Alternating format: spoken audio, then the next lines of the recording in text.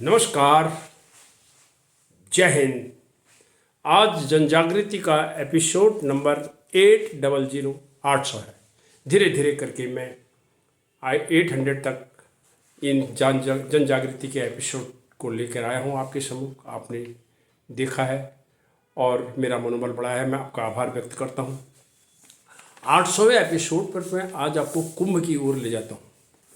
और कुंभ में एक आईआईटी बाबा की बात हो रही है।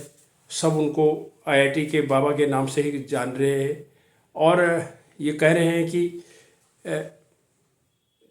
उनके इंस्टाग्राम पर लाखों फैंस हैं और सब कोई उनका इंटरव्यू लेना चाहता है। तो मैंने खरी 1560 में कुंभ के आईआईटी बाबा के नाम पर एक छोटी सी कविता लिखी थी, जिसमें मेरे मन में क्या विचार आया उनके प्रति। पहले वो सुन लीजिए और फिर आपको आगे बताता हूँ। मैंने लिखा, सुना है प्रयाग कुंभ में एक आईआईटी पास बाबा आया है। सुना है प्रयाग कुंभ में एक आईआईटी पास बाबा आया है। अपनी ओर कुंभ की भीड़ को उसने खूब लुभाया है। अपनी ओर कुंभ की भीड़ को उसने खूब लुभाया है। आईआईटी पास करके कुछ ऐसा काम कर जाता। आईआईटी पास करके कुछ ऐसा काम कर जाता। आईआईटी के नाम पर कुछ सितारे जड़ जाता। आईआईटी के नाम पर कुछ सितारे जड़ जाता। भले ही फिर संन्यास का जटिल मार्ग अपनाता। भले ही फिर संन्यास का जटिल मार्ग अपनाता और रतन टाटा की तरह कुछ काम करके अमर हो जाता। रतन टाटा की तरह कुछ काम करके अमर हो जाता। ये मेरे मन में ये बात आई क्योंकि आईआईटी हमारे देश का एक ऐसा इंस्टीट्यूट है जिस पर जाने के लिए, जहाँ पहुँचने के लिए बहुत कोशिश की जाती है और उसका पास परसेंटेज है 0.5, यानी 0.5 ही वहाँ पर पास होते हैं जितने लोग अपियर होते हैं। बड़ी मुश्किल होती है आईआईटी में जाना।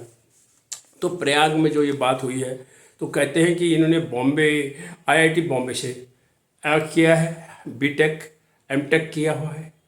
अभय सिंह इनका नाम बताया जा रहा है और उसके बाद ये बेहतरीन नौकरी करी है इन्होंने कनाडा में। अच्छी तनख्वाह भी मिली बताते हैं वहाँ पर। वो उसको इन्हें छोड़ दी।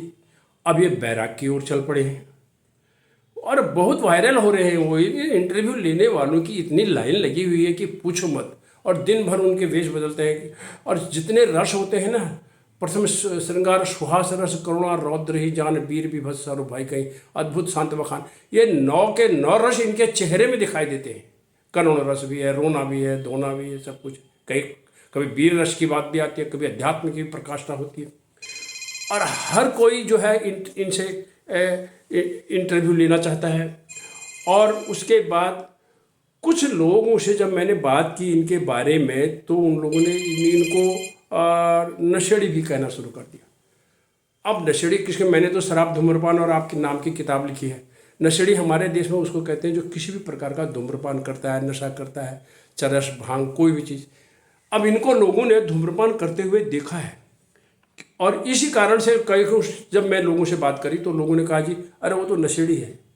तो इन्होंने एक दाग धब्बा तो लगा दिया। और वैसे हमारे देश में जितने भी बाबा हैं उनको कोई चिलम पीने वाला, सुल्पा पीने वाला, ये सब कुछ कहते हैं। ये हर एक कुंभ में देखा गया है। इस बार के कुंभ में भी ये दिखाई दे रहा है, जबकि धूम्रपान नहीं होना चाहिए। अध्यात्म में धूम्रपान का कोई मतलब नहीं होता है और नशे के सहारे अध्यात्म नहीं होता। इससे समाज का भला भी नहीं होता। यदि आप नशा का सहारा लेकर के क्या आप दिशा निर्देश करेंगे देश के लोगों को, समाज को? कोई नहीं कर सकते। और रतन टाटा ने बहुत कुछ किया, वो मैंने आपको अपनी कविता में बताया था। तो आईआईटी जो के बाबा हैं इन्होंने अपनी संस्था को 4 चांद लगाने चाहिए। आईआईटी बॉम्बे पर कुछ ऐसा काम था ताकि लोग इनसे क्या कहें, हमारा एल्यूमिनी है, हमने एक ऐसा प्रोडक्ट दिया आईआईटी बॉम्बे से जिसने हमारा नाम किया, हमारी संस्था का नाम किया। गिने चुने आईआईटी हैं हमारे देश में और आईआईटी में पहुंचना बहुत कठिन काम होता है। और वहाँ का एल्यूमिनी बन के और बीटेक एमटेक करके इतना सब कुछ किया इन्होंने और फिर समाज में उनका नाम अच्छा होता है। और बाबा के नाम से आईआईटी को क्या मिला? क्या आईआईटी बाबा थोड़ी प्रोड्यूस करती है?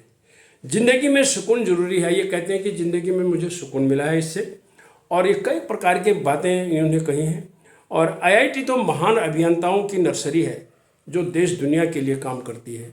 ये तो नर्सरी है जिसमें अभियंता बनते हैं। तो वक्त बताएगा आईआईटी बाबा अभय सिंह को अब कैसे याद किया जाएगा। आज भी मैं कुछ भी नहीं कहता हूँ इनके बारे में, मैं सिर्फ इनकी एक ही बात कह रहा हूँ, ये बाबा बन गए, इन्होंने बैराग ले लिया, लेकिन अगर ये धूम्रपान, नशा और जो जो ये करते हुए पाए जाते हैं, करते हैं लोग भी जो कह रहे हैं, अगर ये न करें तो फिर ये अध्यात्म करें तो आगे जा कर के ये हमारे देश के लिए क्या कर सकते हैं, ये वक्त बताएगा। अभी इनके बारे में कुछ कहा नहीं जा सकता है।